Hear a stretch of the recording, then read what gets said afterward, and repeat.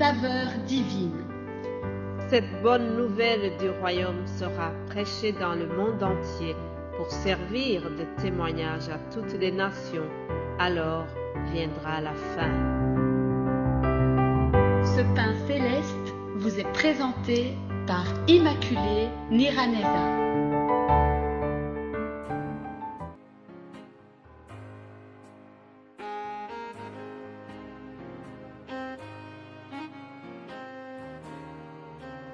Shalom, shalom, mes bien-aimés de Dieu, rendez grâce au Seigneur car il est bon, sa miséricorde durera toujours. Je le remercie parce qu'il me donne encore le souffle de vie ce matin. Je le remercie parce que c'est lui qui me donne la possibilité de continuer à vous partager sa parole. Alléluia. Alors, je ne sais pas comment s'est déroulée votre semaine. Si jamais vous avez été contrarié pendant la semaine, je voudrais que nous terminons en déclarant les paroles de la foi, que notre week-end se déroule avec ces mots qui vont nous réconforter, qui vont vraiment nous accompagner jusque lundi. Voici ce que je vous propose. Ce sont des paroles tirées toujours de la Bible, des psaumes. Nous sommes là pour nous réconforter. Psaume 54, nous lisons ceci au verset 6. Voici, Dieu est mon secours, le Seigneur est le soutien de mon âme. Le mal retombera sur mes adversaires. Réduis-les au silence dans ta fidélité. Je prie que le Seigneur, notre Dieu, soit ton secours dans tout ce que tu traverses. Chapitre 55, verset 17, je continue la lecture. Et moi, je crie à Dieu et l'Éternel me sauvera. Le soir, le matin et à midi, je soupire et je gémis et il attendra ma voix. Que l'Éternel entende ta voix, toi qui gémis, toi qui souffres de toutes sortes de souffrances. Appelle l'Éternel, invoque-le et il te sauvera et il viendra à ton secours. C'est un Dieu fidèle. Remets ton sort à l'Éternel et il te soutiendra et il ne laissera jamais chanceler le juste, nous dit la parole.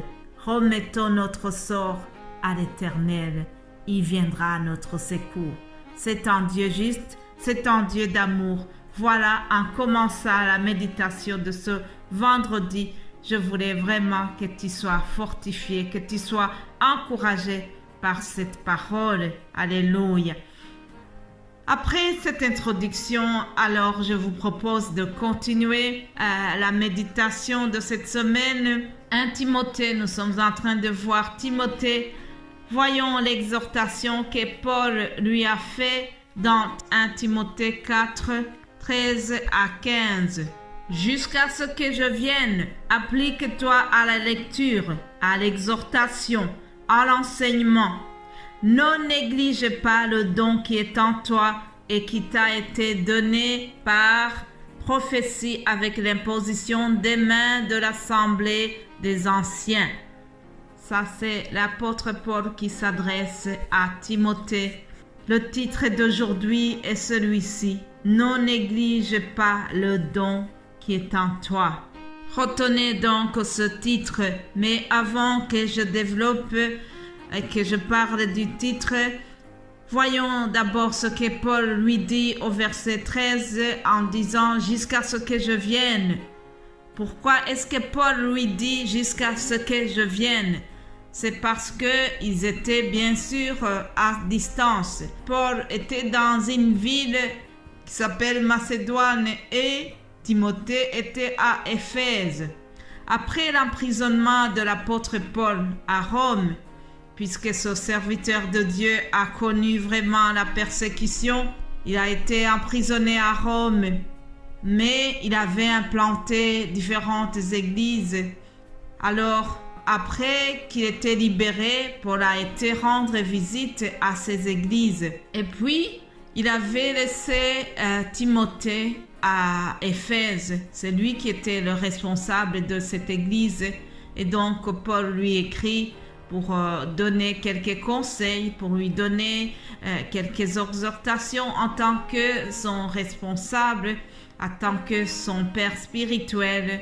Il lui a écrit pour donner des conseils parce qu'il devait régler certains problèmes qui avaient surgi dans cette église. Notamment, il y avait des fausses doctrines. Vous lirez cela dans le premier chapitre. Il y avait aussi un peu de désordre au niveau du culte. Et donc, Paul devait donner des conseils, devait remettre les choses dans l'ordre en passant par Timothée qui était responsable de cette église.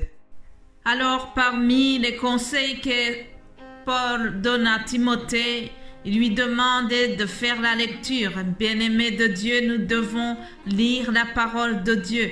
Ne pas s'habituer, ne pas dire que nous connaissons assez.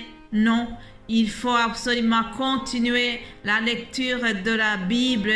C'est vraiment quelque chose qui va nous aider à grandir. Si nous lisons chaque jour, le Saint-Esprit va nous apprendre encore davantage. Puis, il lui demande de suivre l'enseignement, de s'appliquer à l'enseignement et à l'exhortation.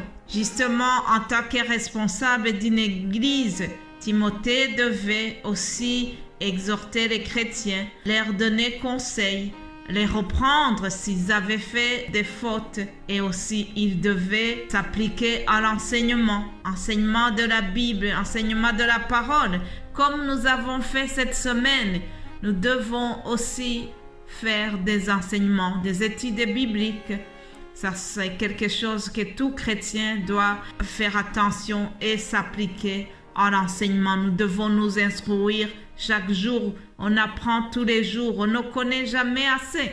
Puis, il lui demande de ne pas négliger le don qui est en lui. C'est quoi le don? Le don, c'est quelque chose qui est donné par la grâce de Dieu. Les dons spirituels, nous avons chacun des dons. Il y en a ceux qui ont les dons d'enseignement, les dons de prophétie. Il y a vraiment différents dons. Alors, le don que Dieu nous donne, nous devons en prendre soin. Et surtout, nous devons être sages. En exerçant ce don-là, nous devons rester humbles, ne pas être fiers. Parce que nous devons toujours savoir que ce don nous est venu non pas par notre faculté naturelle, non pas par nos efforts physiques quelconques, non pas par des mérites quelconques. Non, les dons sont venus de Dieu, c'est lui qui en est propriétaire et nous devons utiliser les dons pour la gloire de Dieu. Alléluia. Chers amis, retenez cela. Le don spirituel ne doit pas être un fonds de commerce pour quelqu'un. Il y en a qui en font un business. Ce n'est pas du tout biblique, ce n'est pas la volonté de Dieu. Le don que nous avons reçu doit être au service des autres et gratuitement. Aujourd'hui, ça fait 3 ans que j'envoie le message ici. Je vous enseigne, je vous partage la parole de Dieu, mais je n'attends pas un salaire quelconque. Je ne demande rien à quiconque parce que j'exerce ce don gratuitement. C'est un don de Dieu. Il y a l'ordre qui a été donné aux 12 apôtres lorsque Jésus-Christ les a envoyés en mission. Il leur a dit: allez, guérissez les malades, ressuscitez les morts, purifiez les lépreux, chassez les démons. Vous avez reçu gratuitement, donné gratuitement. Ne prenez ni or, ni argent, ni monnaie dans vos ceintures. Jésus-Christ voulait dire que le don reçu, le don qu'ils ont reçu devait s'exercer et gratuitement. Voilà, chers amis, je voudrais terminer sur ce point. Mais avant de clôturer cette semaine, je vous rappelle que c'est au nom de Jésus-Christ que les dons sont exercés. Le nom de Jésus, c'est le plus haut que tous les noms, l'alpha et l'oméga. Aucun nom n'est plus précieux que le nom de Jésus. Aucun nom n'a vaincu la mort. Aucun autre nom n'a le pouvoir sur les maladies. Aucun nom n'a le pouvoir sur les démons. Aucun nom n'a le pouvoir sur la nature et l'espace. En effet, il y a un seul nom par lequel nous sommes sauvés. Alléluia. C'est le nom de Jésus-Christ. Alléluia. Ce qu'ont fait les apôtres, aujourd'hui aussi, cela continue. Et tout est fait dans le précieux nom de Jésus-Christ. Alléluia. C'est par son nom que nous sommes sauvés. Il est le chemin, la vérité et la vie. Nul ne peut aller au Père sans passer par Jésus-Christ. Je vous souhaite vraiment de passer par Jésus pour aller vers Dieu le Père. Passez un excellent week-end et nous allons nous retrouver lundi par la grâce de Dieu. Amen, amen.